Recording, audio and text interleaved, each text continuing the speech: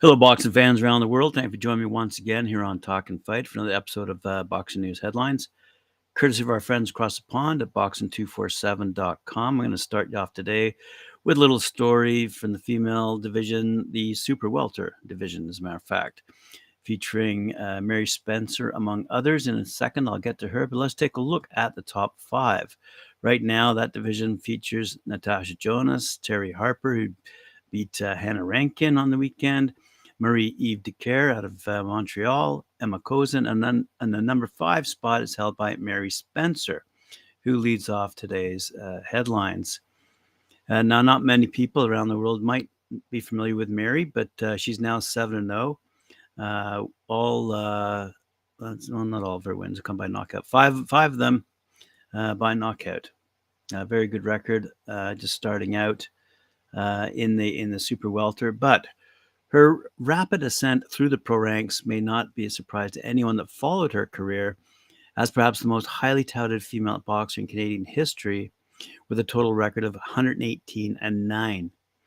As a member of Team Canada, Spencer won 3 gold medals at the World Amateur Games 2025, 28, and 2010, a gold medal at the 2011 Pan Am Games in Guadalajara, and represented the country at the 2012 London Olympic Games. Spencer's combination of an incredible amateur pedigree, superb boxing ability, and increasingly unleashed power in both hands will make her a tough matchup with any fighter in the Super Welter division.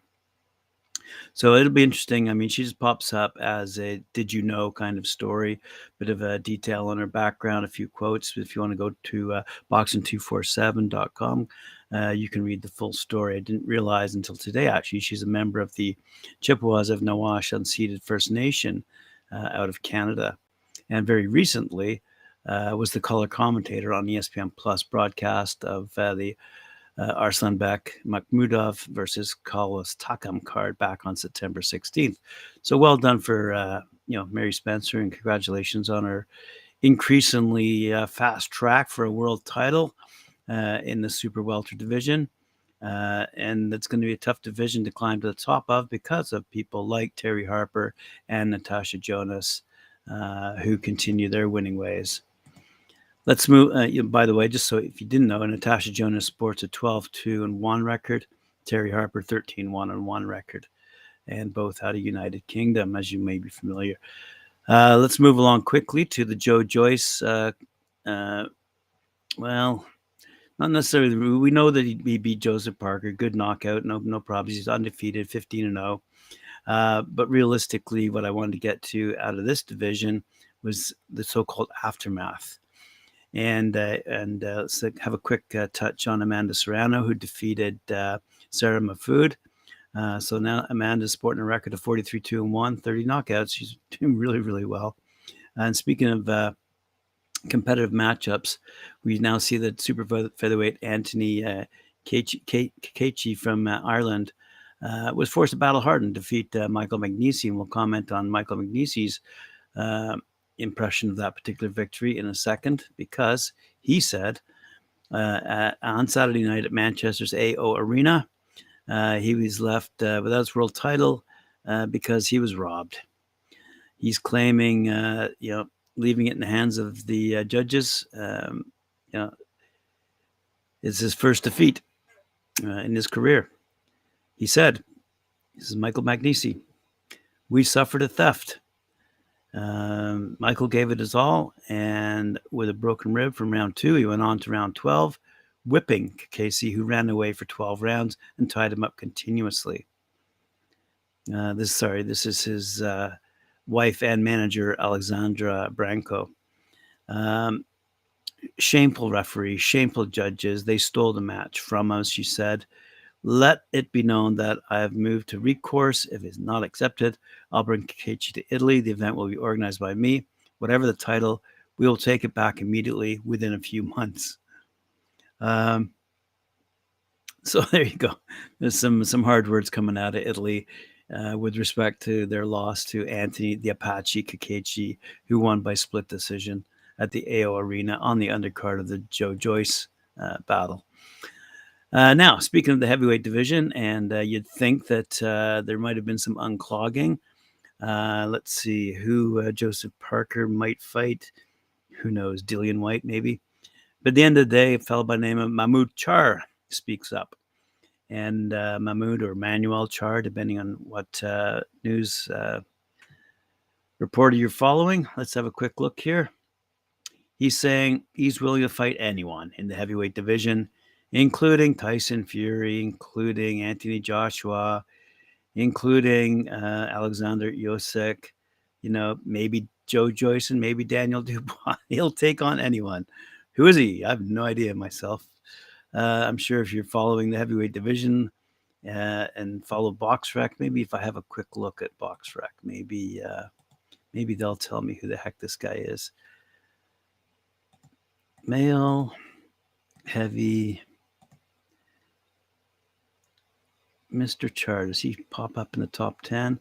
Top 10, according to BoxRec, in the heavyweight male. Alexander Usyk, number 1. Anthony Joshua, number 2. Deontay Wilder, number 3. Andy Ruiz, number 4. Dillian White, number 5. Joe Joyce, number 6. Luis Ortiz, number 7. Joseph Parker, number 8. Derek Chisora, number 9. Kubrat Pulev, number 10. I do not see him, Mr. Char, I don't even see him in the top 25.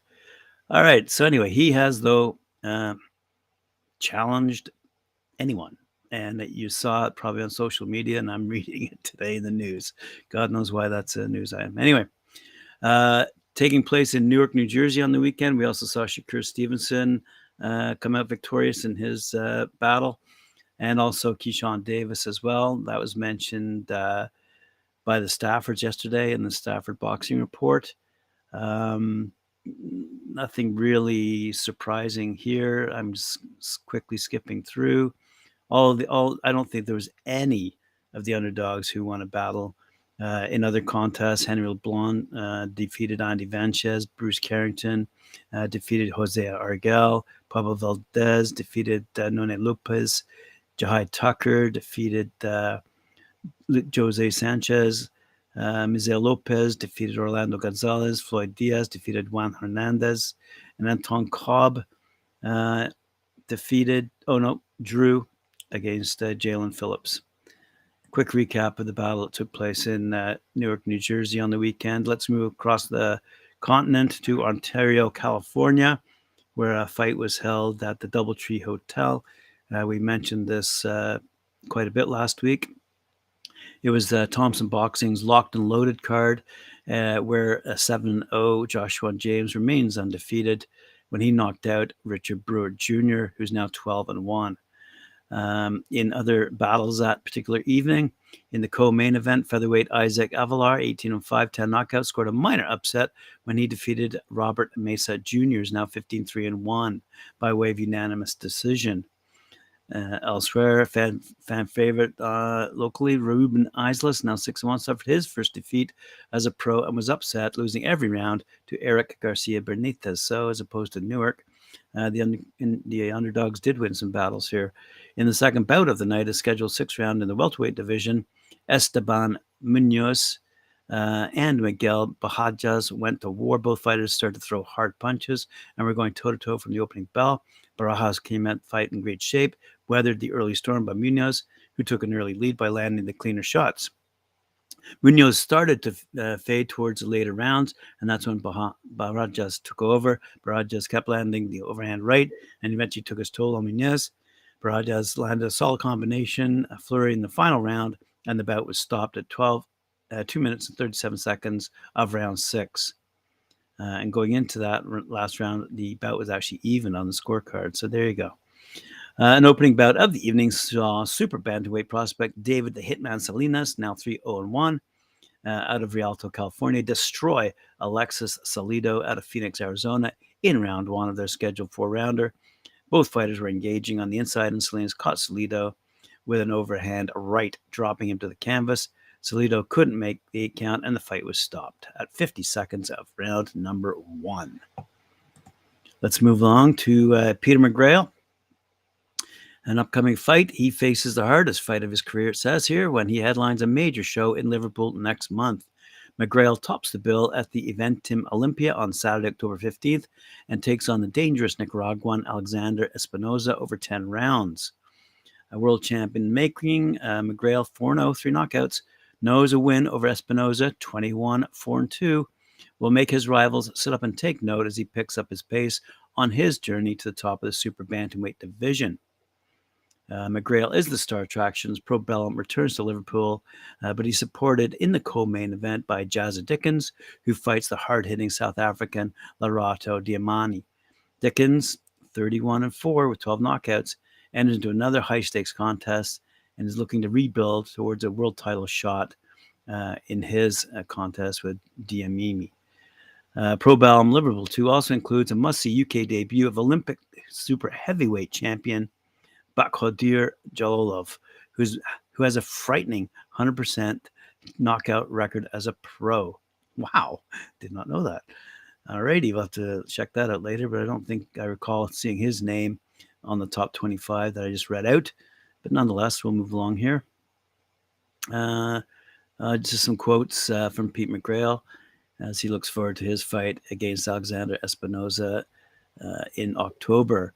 Also going on in October, we're going to have a fight here between two exciting youth world title fights have been added to the undercard to the huge IBO World Light Heavyweight Championship showdown between unbeaten local hero Leon Bunn and hard-hitting Irishman Padraig McRory.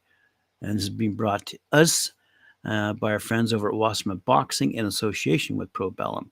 The unbeaten Luca Sinquaki, holy moly, the unbeaten Luca Sinquayonsi from Offenbach, Germany, will put his WBC and IBF Youth World Light Heavyweight titles on the line against Leon Marek, while Leon Bauer will face Hansel Gonzalez. These fights are taking place in Frankfurt, Germany. And those latter two are set to collide in a battle of the undefeated for the vacant IBF and IBO World Youth Super Middleweight titles. Let's see. I'm not going to try to pronounce that fellow's name again. And that pretty well rounds out that story. Let's move along quickly to the last story of the day. An upcoming battle for Josh Warrington, who will defend his IBF World Featherweight title against Luis Lopez at the First Direct Arena in Leeds on Saturday, December 10th, live worldwide on DAZN and Matchroom and DAZN can announce that light flyweight and unification clash between Hiroto Kayaguchi and Kenshiro Teraji will be broadcast live on DAZN in Europe and the pair clash in Saitama, Japan on Tuesday, November 1st. Let's have a quick look at Warrington first. Warrington, by the way, 31-1-0, 8 knockouts. 31-1-1, actually. He regained the IBF strap when he stopped Kiko Martinez in Leeds in March, with the hometown hero flooring the Spaniard in the opening round before ending matters in the 7th round. The 31-year-old suffered a broken jaw in his second career win over Martinez, but was fully recovered and now aims to take care of dangerous mandatory challenge before targeting unification blockbusters. Let's see if we have some. Yes, Kaiguchi, 16-0, 11 knockouts. Sean in his last outing, stopping Esteban Bermudez in 8 thrilling rounds in Guadalajara in June. His 4th successful defense of the title. He ripped from Heki Budia in May of 2018. Teraji, who's 19-1 with 10 knockouts, regained his WBC crown in March in a rematch with Masamichi Yabuki, landing a 3rd-round stoppage in Kyoto to gain instant revenge over his fellow countryman last September, where Yabuki ended Teraji's 5-year reign as WBC king with a shock 10th-round stoppage win. So this fight between that pair, that you're going to see WBA ruler Kaiguchi and WBC king Teraji put their belts on the line in that light flyweight division. So there you go, Talkin' Fight fans. Thanks for joining me once again here on the Boxing News Today, courtesy of boxing247.com. Remember to join me at 4 p.m. Eastern Time. Hit that like, share, subscribe button. Hit the notification bell. And as I said, we'll see you for Knuckle Up at 4 o'clock featuring Mike Warren, Cedric Ben.